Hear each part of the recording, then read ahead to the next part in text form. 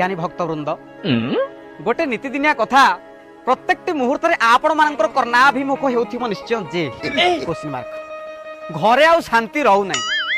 मु सुनिया पहले शांति कर ऋषि 10 दिन दांडरे सो एवं संपर्क मध्य फाट पाचेरी कांथरे बाट सपोर्ट करूनी खट बेपार मारना एवं शरीर कंदा ए सब प्रकार बाधा विघ्नर सामना करने पड़ुछि आपण मान तो ए सब असुविधारू सुविधा पाइबा निमंते सांत्वना पाइबा निमंते आम श्रीजुक्त बर्णाली बर्गेज चंद्रबिंदु महोदय तांकरी निजस्व मोरी हस्तरे एक पुस्तक को लिखै जार नामकरण करा जाइछि काहाकु धरले कोन हो यथा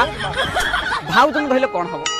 सासु धरले कोन हो ये सब विषय रे सेही पुस्तक रे उल्लेख करा जाइछि। अच्छा गांडी बाबू सासु धरले कोन हो एक सासु ऊपर लोभ होछि आ सेमते ना ये बयसरे बोल न आगो बहु आडू सासु सासु आडू कहीं पळियो तथापि मु कहूछि अच्छा जदि आपण मानको भितरे केही नव विवाहित थांती कहूछि बरा काई नव विवाहित थांती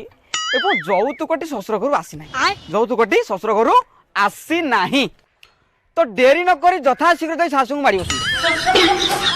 जानि मन भितर गोटे क्वेश्चन मार्क आस्तबो एहा करबा द्वारा कि सुफल लाभ हेबो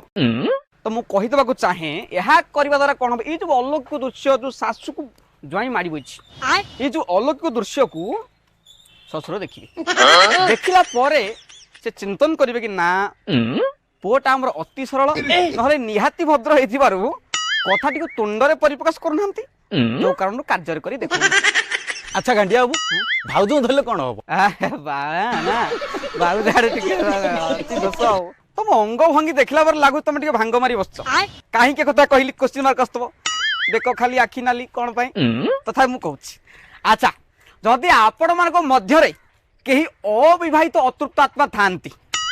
कहूछि बरा केते तो दिथरा चगलानी थांती एवं विवाह पे अत्यधिक इच्छा अछि कौन सी कारण हेतु बाहागर टे परने तो कौन करिवो ना डेरी न करी यथाशीघ्र निकटस्थ भाउज नहीं मारी बसु